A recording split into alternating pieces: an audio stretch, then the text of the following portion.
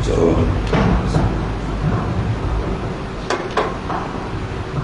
apa?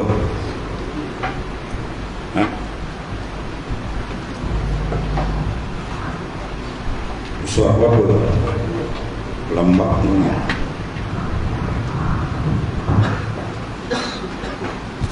So, mana kita? Lagi tak? Dari kita ni. Dari sok apa je.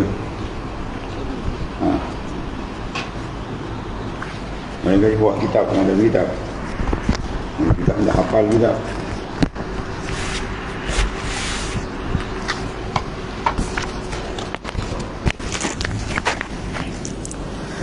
Ila hadratin Nabi Mustafa Rasulullah sallallahu alaihi wasallam wa alihi kiram. Syawunul Fatihah. A'udzu billahi minasyaitonir rajim. Bismillahirrahmanirrahim. Shiratal ladzina an'amta 'alaihim ghairil maghdubi 'alaihim waladdallin. Wala haula wala quwwata. Penggan apa tu? Wa zakara. Qala mu'allif qadasallahu sirrah. Wa zakara al-muhaqqiquna min ahli at-tariq anna man nadima ala zambihi wa i'tarafa bihi faqad sahhat taubatuhu li'anna Allah ta'ala lam yaqussa alaina fi taubati abina as-sayyid al-adam alaihi salatu wassalam illa al-i'tirafa wa nadam. Walau kana sama amrun zaidun laqassahu alaina.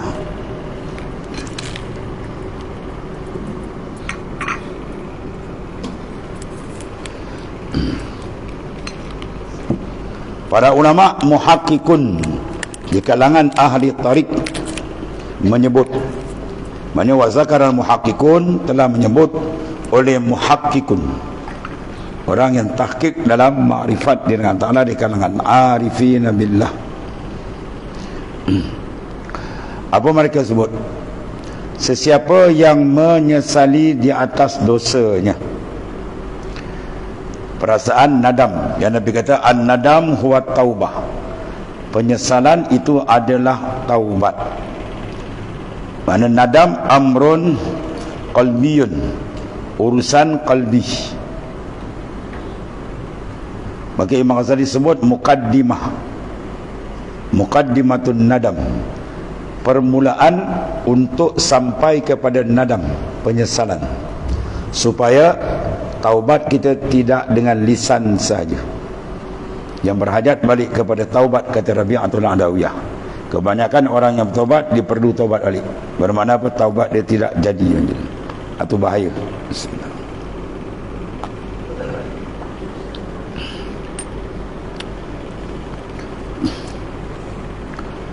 Maka sesungguhnya sahlah taubatnya siapa yang menyesali di atas dosanya.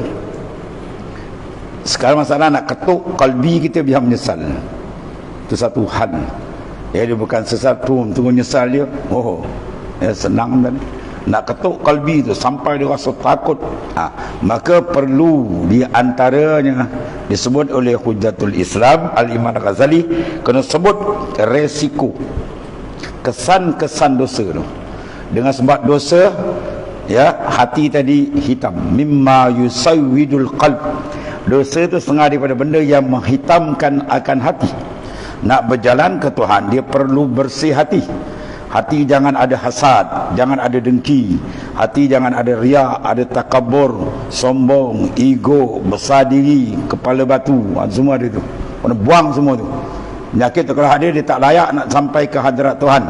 Sebab dosa tu merupakan kekotoran yang sangat busuk, melantung, busuk, melongkang.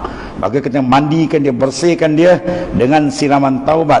Maka dia antara bancuhan alat taubat tu dia an-nadam di antaranya. Kalau sabun kan orang pakai dia punya apa tu, bahan kimia, ada macam-macam alat masuk dalam tu, ya, untuk menolak segala kekotoran-kekotoran yang ada di pakaian. Maka sekarang nak tolak benda tu, di antara bahan bancuhan dia ialah an-nadam. Dan nadam tu dibuat daripada mana? Terbit nadam, ya, an-nadam dia terbit daripada apa? Penyesalan tadi. Bila kita ingatkan at-tazakkur, kita ingatkan akan asarul maksiyah, kesan-kesan maksiat.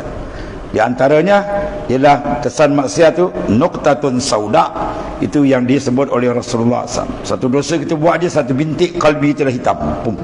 Sedangkan kalbi nak pakai supaya dia tak hitam, dia bersih, bahawa dia layak menerima pancaran makrifat.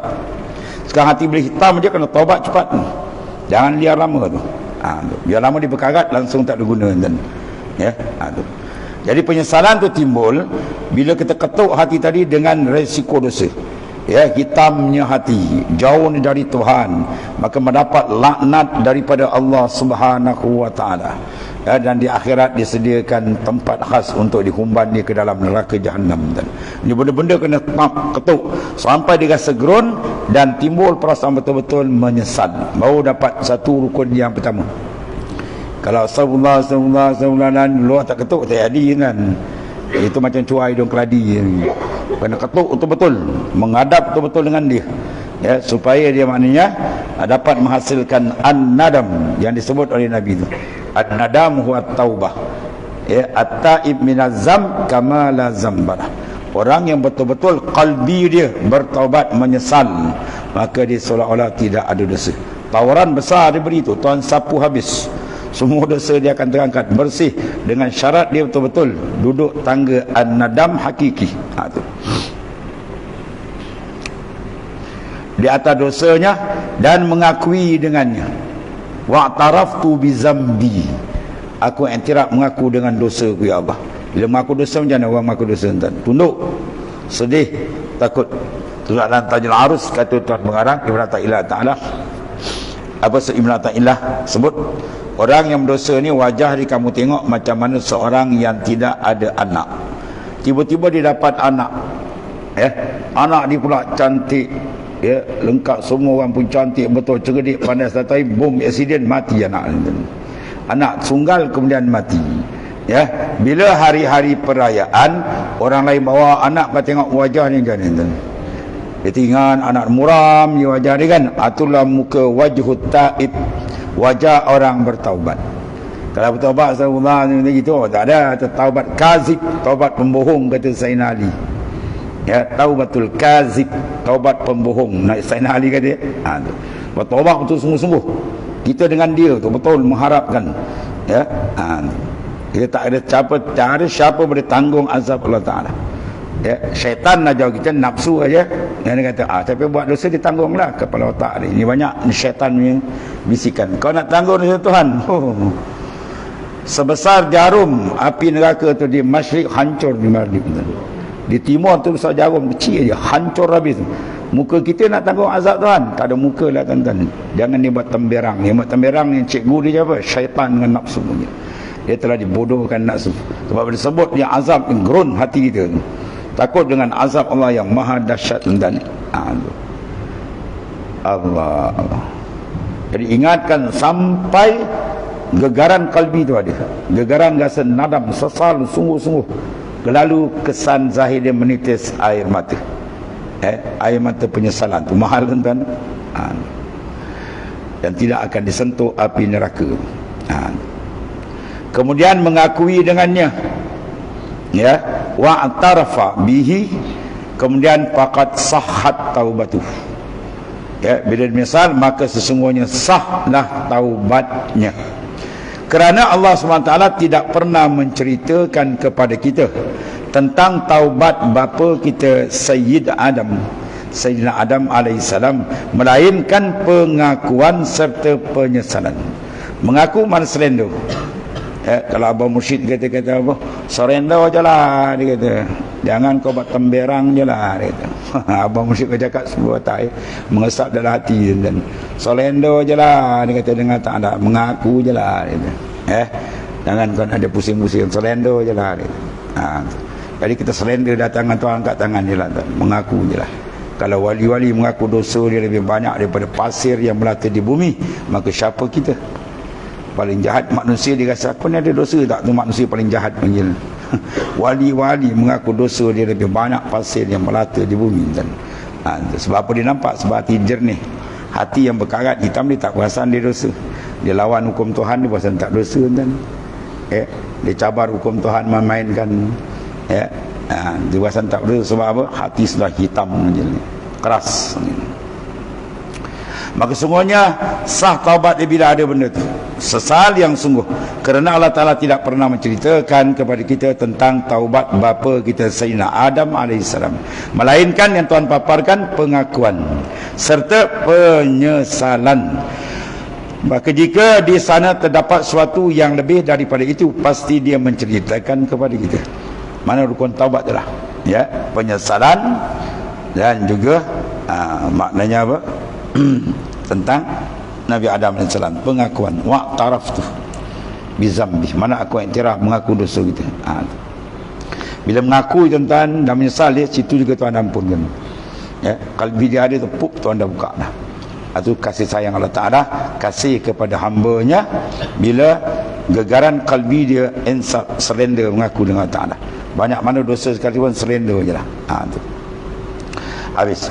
Wa qaulul ulama'i anna min syartit taubah al-iqla' wal azm alla ya'ud, innama akhazuhu bitariqil istimbat, izin nadim ala syai'in min lawazimihi al-iqla'u wal azm alla ya'ud. Kemudian para ulama, perkataan ulama, ulasan ulama, sesungguhnya sebahagian syarat taubat itu adalah menanggalkan perbuatan dosa. Mana al-iqla', dosa yang dekat dia tu, dia taubat tapi kena buanglah. Jangan dia bertaubat daripada judi, tiba-tiba ada lagi duit simpanan dia suruh tikam, ada nombor yang dia azam nak tikam, tu tak jadi. Dan itu ada dosa yang lain. Maknanya dia terus meninggalkan dosa yang tersebut. Kemudian al-azmu, berazam untuk tidak kembali kepadanya. Sesungguhnya mereka mengambil perkataan ini, al-iqla' wal azm, tanggalkan dosa tadi, kemudian azam takkan ulang, melalui kaedah istimbat. Mereka mengeluarkan hukum istimbat. Kerana orang yang menyesal daripada suatu perkara, antara kelazimannya adalah menanggalkan perkara itu. Dia menyesal, dia buat dah lagi, tak nak buat dah, dia ambil istimbat daripada situ. Bila dia menyesal, lazim dia apa? Dia azam takkan ulang lagi, untuk tidak kembali kepadanya. Mana kalau dia berhajat nak kembali lagi, itu tak bertaubat namanya. Itu di antara besar makna taubat. Wa ma'lumun anna bit taubati tughfaru huququllahi ta'ala wa zulmul abdi li nafsihi birtikabil ma'asi duna syirk billahi ta'ala, wa in kana huwa yarji'u ila zulmin nafsi aidan duna huquqil khalq min malin wa irdin, wa sayatil kalamu alaihima insyaallahu ta'ala. Dimaklumkan bahawa dengan taubat akan terampun segala dosa yang berkaitan dengan hak Allah Ta'ala dan dosa kezaliman seorang hamba pada dirinya sendiri. Dia bertaubat daripada dosa dia sendiri, cukup syarat bersih dengan Tuhan, begitu juga dengan melakukan maksiat, selain daripada syirik kepada Ta'ala. Kalau syirik, dia kena tambah rukun lagi, dia kena mengucap balik kalimah syahadah. Dia tak main ampun gitu je. Innallaha la yaghfiru an yushraka bih wa yaghfiru ma duna zalika liman yasha. Allah tak ampunkan dosa orang syirik, dan syirik ampun dosa yang lain. Macam nak settle syirik, dia dah menyutukan Tuhan, dia kena mengucap balik, masuk Islam balik, sebab dah syirik, dah kufur. Sekalipun ia syirik juga merujuk kepada zalim terhadap diri sendiri, dan selain hak-hak makhluk yang terdiri daripada harta dan maruah. Kalau hak manusia, dia kena tambah lagi, dia ambil hak orang, kena pulang, dia zalim hak orang, dia akan selesaikan, dan begitu seterusnya. Kalau tidak, dia akan berangkai sampai di akhirat. Nanti akan datang perbincangan kedua ini di kedekan Allah, insya-Allah. Sebab tu makna ini antara dalam hadis dia ambil banyak orang yang muflis bila ditanya oleh Nabi SAW, Lalu sahabat tanya, muflis man la dirham lahu wala mata, mereka yang tak ada dirham, tak ada mata benda. Nabi kata tu muflis dunia, aku nak muflis akhirat. Mana orang yang ada ibadat, sembahyang ni, puasa ni, ibadat yang berbagai-bagai, kemudian wasyatama haza wa kazaba haza, ya, dia buat zalim kat orang, tuduh orang tu bohong ni, macam-macam pembohongan pada orang, kemudian dustakan orang, zalim orang dan sebagainya, maka amal dia tadi tu akan ditolak. Dengan sebab dosa dia dengan orang ni tak settle tadi, akhirnya tolak tak cukup, kemudian pusing. Dia sebagai zalim, orang tu mazlum, dizalimi, ya, dengan diumpat, difitnah dan sebagainya. Maka ketiga itu dosa zalim tadi akan tolak, cover dia panggil, ya, dia sampuang, tolak. Tiba-tiba dosa dia tu banyak, tak pada dengan amal yang dia buat, maka pusing. Dosa mazlum pergi pada zalim, habis. Ibadat dia punya tolak dah cover tadi, tak cukup. Bermakna yang ada pada dia dosa dia dan amalan kosong. Tiba-tiba tak cukup, ya, tukar balik. Kesalahan orang tu masuk dalam timbangan dia. Jawab dia apa? Faulqiya finnar, lalu dihumban ke neraka jahanam. Wala ya. Sebab tu disuruh Imam Ghazali kata, kita kena banyakkan amalan serta cari penyelesaian dengan orang, ya. Mana selesai. Kalau ada yang sangkut-sangkut tu, amal banyak, mudah-mudahan dia boleh cover balik. Bimbang kalau amal tak banyak, yang banyak dosa dengan orang, ini masalah.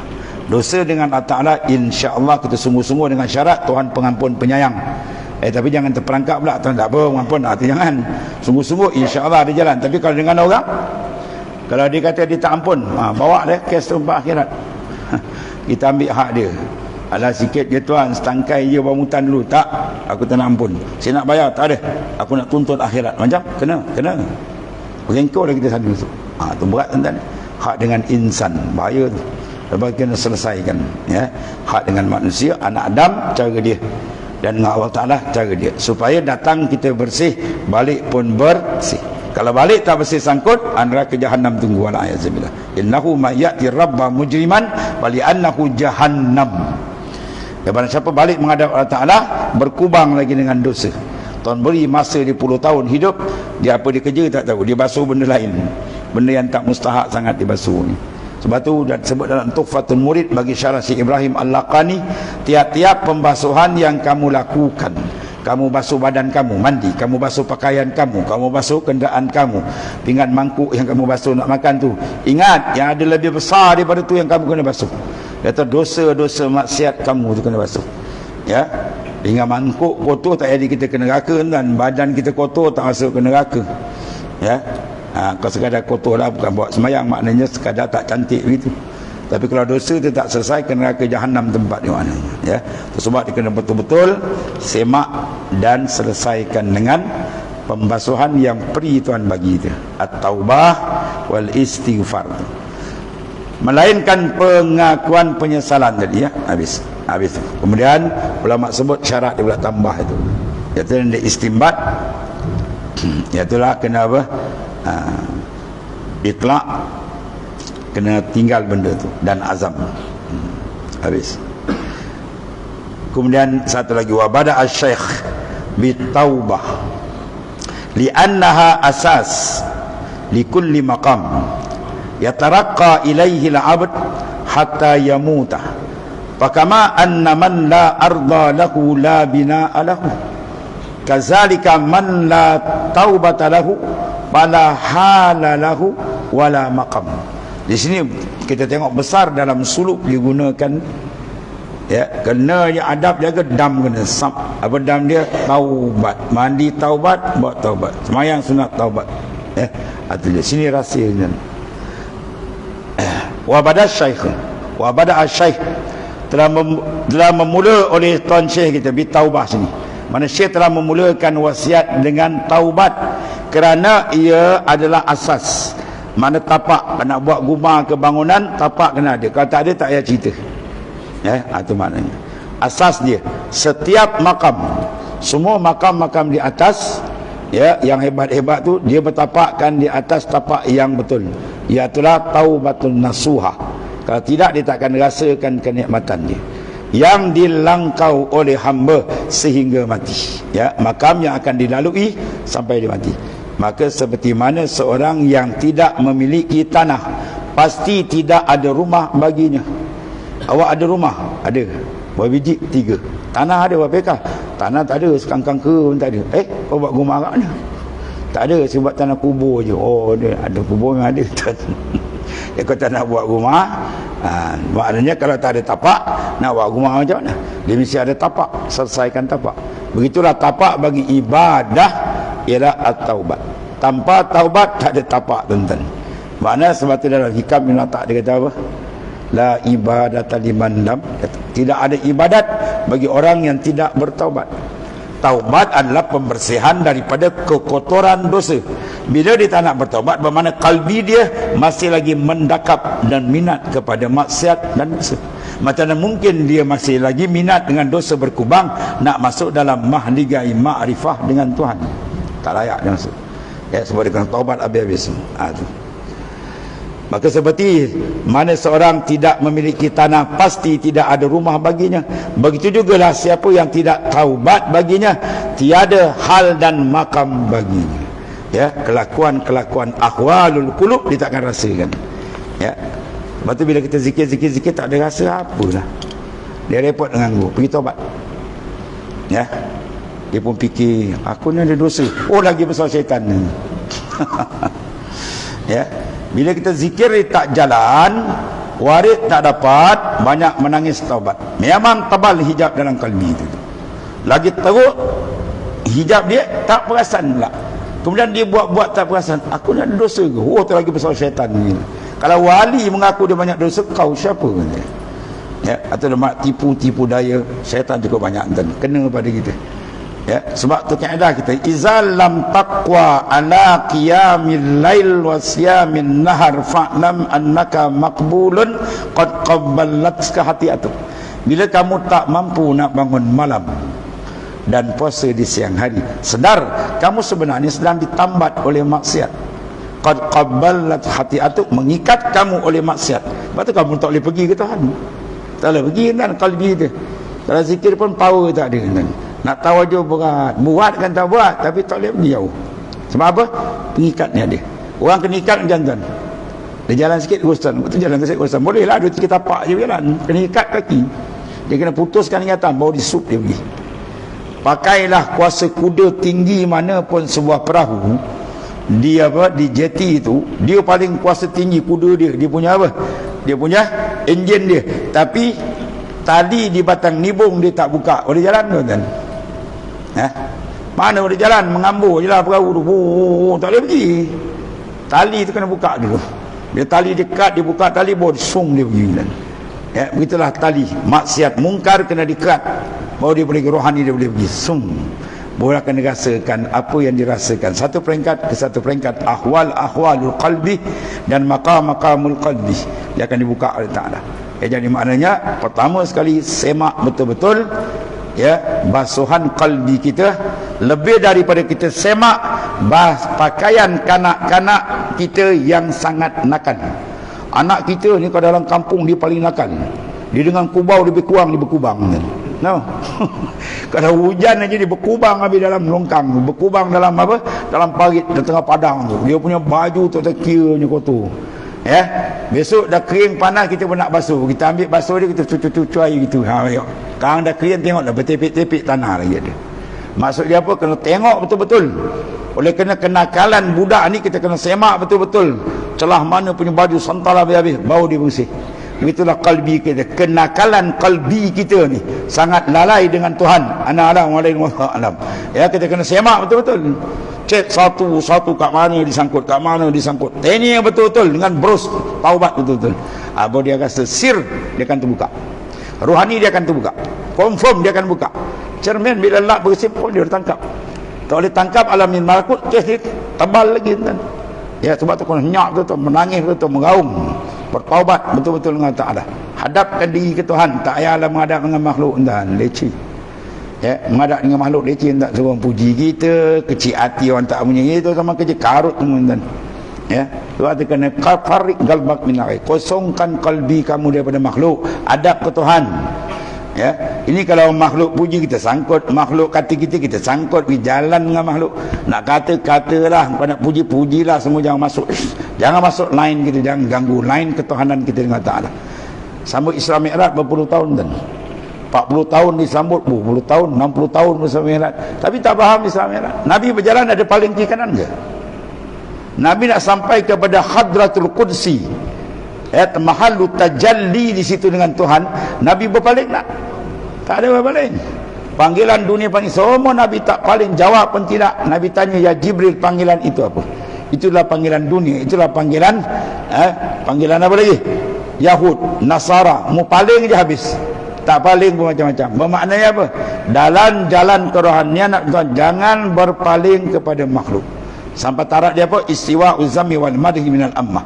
Bagi dia orang puji, orang caci tak ada apa pun. Kalau orang caci kita terasa, orang puji kita terasa, orang tak ada, oh tu jauh lagi, tu banyak kena bros lagi dan kalau tidak rugi kita, takut kita malakul maut sampai kita tak jejak marifat yang sebenar. Rugi laqad khaba man radiya dunaka badalan. Rugi serugi-rugi orang yang menukar makhluk dengan Tuhan. Orang suruh menghadap Allah, bukan menghadap makhluk. Ya, ingat tu.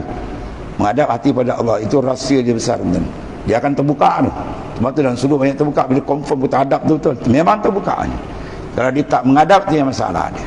Ya, hadap diri betul-betul ke hadirat Allah Ta'ala, insya Allah, dengan hati yang hina, dengan hati yang fakir, ya, insya Allah akan disambut oleh Allah SWT dengan sifat dia maha kaya. Ya, pandang fakir kita, dia akan sambut dengan sifat dia maha kaya. Pandang hina kita, dia akan sambut kita dengan sifat dia maha mulia. Pandang dengan segala kekurangan kita, dia akan layan dengan segala kesempurnaan dia maha dahsyat. Itulah sifat Allah Subhanahu wa taala yang maha agung. Kemudian wa min kalamihim wallahu a'lam. Bismillahirrahmanirrahim. Alhamdulillahirabbil alamin. Sayyidina wa maulana Muhammadin ala alihi Allahumma ighfir lana Allahumma salli wa inna khaira kulluhu bi yadi wa anta bina ra'ufur rahim Allahumma hafiz. Alhamdulillah. Tak soal sebagai hajat sikit. Dia nak pergi umrah.